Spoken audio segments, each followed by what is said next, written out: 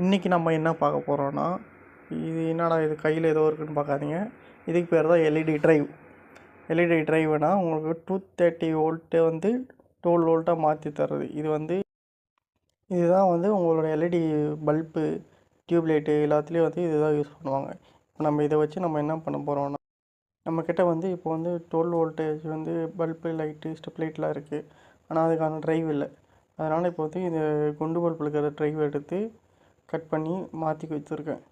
இது வந்து எப்படி செட்டப் பண்ணுறதுனா நீங்களே பாருங்கள். 12 வோல்டேஜ் எல்இடி லைட் எல்லாத்துலையும் கொடுக்கலாம். இது நல்லா பிரைட்டாகவே எரியுது.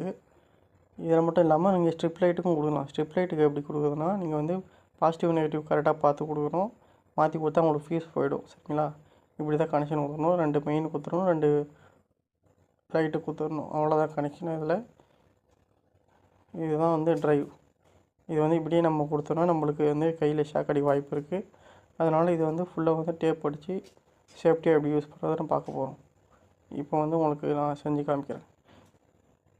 இந்த மாதிரி வந்து ஃபுல்லாக நீங்கள் டேப் சுற்றிட்டு அந்த 2 கம்பியை மட்டும் இருந்துச்சு இல்லையா, அந்த 2 கம்பியை மட்டும் நீங்கள் வந்து வெளியில் வச்சுட்டு மற்றதெல்லாம் ஃபுல்லாக டேப் வச்சிட்டிங்கன்னா உங்களுக்கு கைக்கு ஷாக் எதுவும் வராது.